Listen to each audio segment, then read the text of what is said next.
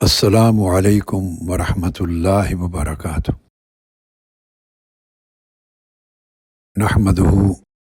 ونصلی ونسلم علی رسولہ النبی الامین المکین الحنین الکریم الرؤوف الرحیم وعلی آلہ الطیبین الطاہرین وصحبہ الکرام المتقین، اما بعد، بسم اللہ الرحمن الرحیم۔ الحمدللہ تعالی، مجھے یہ جان کر بہت مسرت ہوئی ہے کہ شیخ الاسلام انسٹیٹیوٹ آف اسپریچول اسٹڈیز میں جسے معہد شیخ الاسلام للعلوم الروحیہ کے نام سے یاد کیا جاتا ہے، اس انسٹیٹیوٹ میں اللہ رب العزت کے اذن اور توفیق سے تصوف کی اصل تعلیمات کے حوالے سے آپ نے پہلا کورس لانچ کر دیا ہے،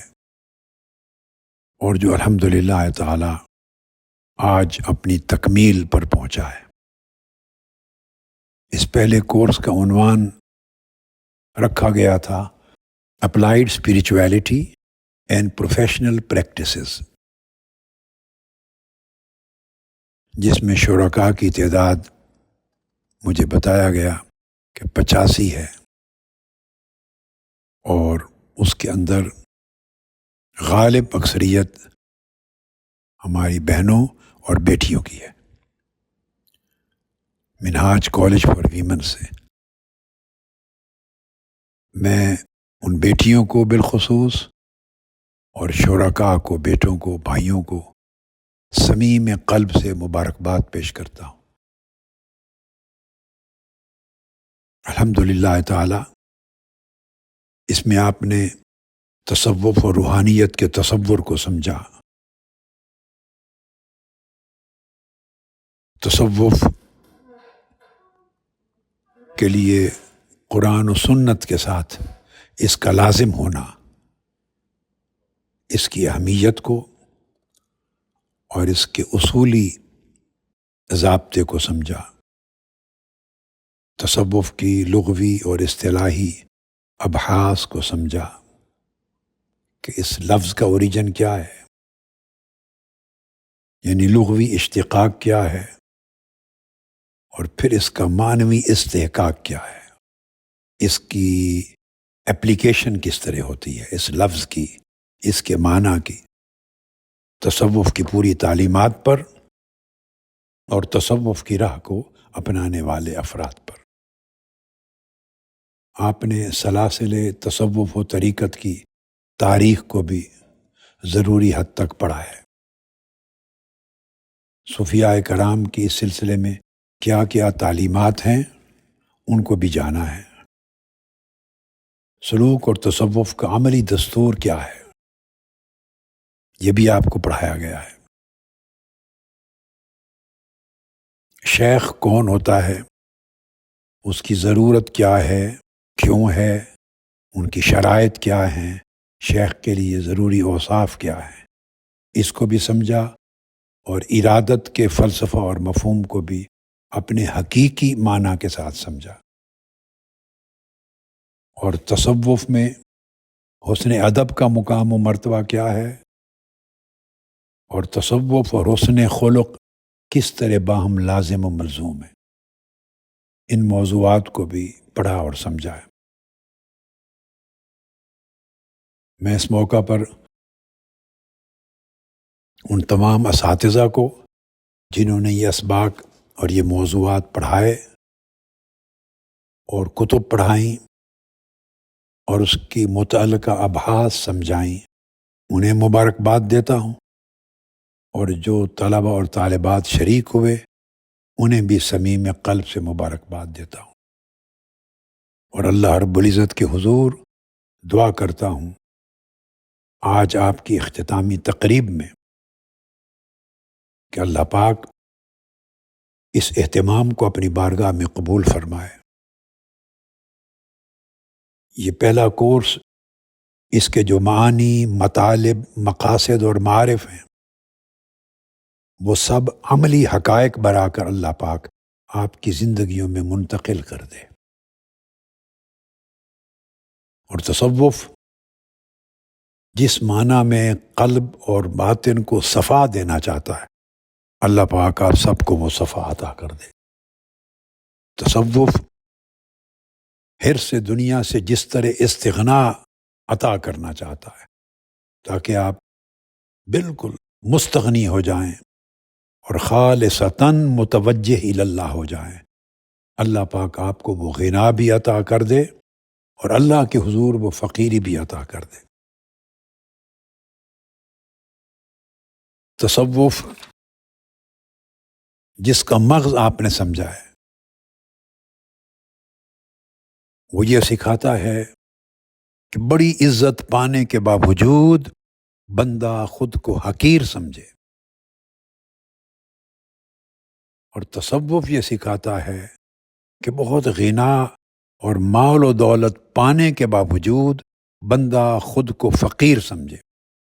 اور ہمہ وقت اللہ کا محتاج رہے، اور بڑا مقام و مرتبہ پانے کے باوجود ہمیشہ اپنی کرامات کو اور احوال و مقامات کو چھپائے رکھے۔ یعنی تصوف تواضع کا نام ہے، عجز و انکساری کا نام ہے۔ اللہ پاک آپ کو ان خصوصیات کے ساتھ مالا مال کرے۔ میرے بیٹوں اور بیٹیوں، کوئی شخص اس وقت تک تصوف کی گرد کو بھی نہیں پا سکتا، تصوف کی ہوا اس کو نہیں لگ سکتی، وہ تصوف کی خوبیوں سے بہریاب بھی تصور نہیں ہوگا جب تک وہ اپنے اندر یہ حال نہ پیدا کر دے کہ وہ زمین کی مانند ہو جس پہ ہر نیک و بد چلتا ہے مگر وہ برا نہیں مناتی۔ تصوف بادلوں کی مانند ہے جو ہر اچھے برے کو اپنا سایہ دیتا ہے، کسی کے عمل کے باعث اپنے سائے کے فیض سے محروم نہیں کرتا۔ تصوف بارش کی مانند ہے، وہ ہر ایک پر بلا امتیاز برستی ہے اور سیراب کرتی ہے، کسی اچھی بری زمین کا امتیاز نہیں کرتی۔ تصوف سورج کی مانند ہے، ہر ایک شخص پہ طلوع ہوتا ہے، ہر ایک کو اپنی تپش اور اپنی روشنی عطا کرتا ہے، کسی کو اس کے عمل کی وجہ سے محروم نہیں کرتا۔ تو تصوف اتنی بلند ہمتی ہے جس میں صوفی کسی کو محروم کرنا گوارا نہیں کرتا، اور تصوف جو ہے اخلاق الہیہ کے ساتھ متخلق ہو جانے کا نام ہے۔ اللہ رب العزت آپ کو ایسے ہی اخلاق عطا کرے جو قرون اولیٰ کے صوفیاء کو اور سلف صالحین اور اولیاء کاملین کو نصیب ہوئے تھے، تاکہ آپ کی عملی زندگی میں تصوف اخلاق حسنہ کے ایک اعلیٰ معیار کی شکل میں دکھائے دے، آپ کے قول میں، آپ کے عمل میں، آپ کے فکر میں، آپ کی سوچوں میں، آپ کے برتاؤ میں، آپ کے طرز زندگی میں، آپ کے قلب و باطن میں ایسی وسعت ہو، ایسی رحمت ہو، ایسی شفقت ہو، ایسی لوگوں کے لیے فیض یابی ہو، ایسی تواضع ہو، ایسی انکساری ہو، اور ایسا حسن معاملہ ہو، اور ایسا صدق اور اخلاص ہو کہ ہر شخص جو آپ سے ڈیل کرے اس کو خیر ملے، اور آپ کی زندگی کا ہر ظاہری باطنی گوشہ ہر قسم کے شر سے محفوظ و مامون رہے۔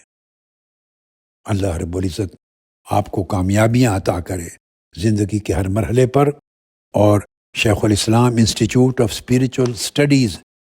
اس کو اللہ رب العزت اس فیض کا چشمہ بنا دے، جو یہاں آئے وہ اپنے حسن ظاہر بھی لے کے جائے اور حسن باطن بھی لے کے جائے،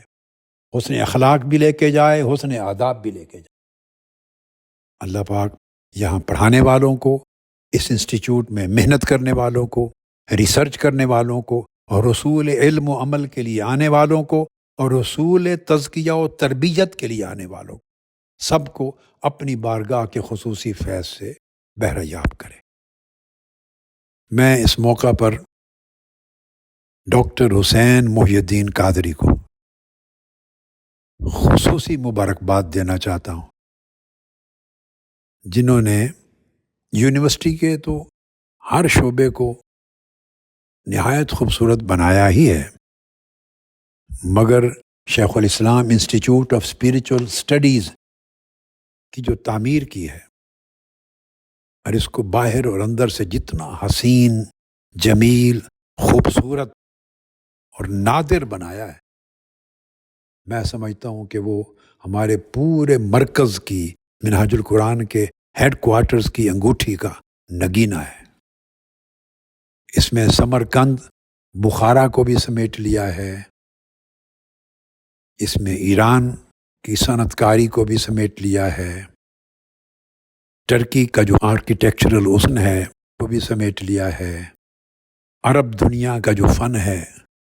آرکیٹیکچر کا اس کو بھی سمیٹا ہے۔ اتنا خوبصورت بنایا ہے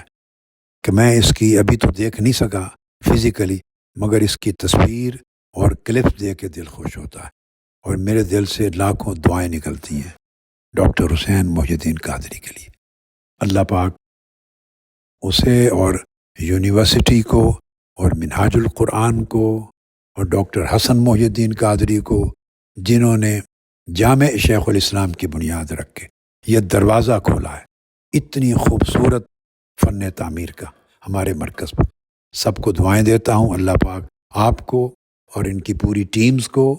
اور جو معمار ہیں، جو فرحان ہے انجینئر اور اس کی پوری ٹیم، اسی طرح خاص طور پہ انجینئر سلیم صاحب سیالکوٹ کے، وہ لاکھوں مبارکبادوں کے مستحق ہیں، اور پھر ان کی ٹیم جنہوں نے منہاج القرآن کے ہیڈ کوارٹرز پر تعمیرات کا ایک نیا باب کھولا ہے اور نئی تاریخ رقم کرتی۔ میں اب کس کس کا نام لوں گا، ساروں کو ایک ایک کو مبارکباد ہے میری۔ والسلام علیکم ورحمۃ اللہ وبرکاتہ۔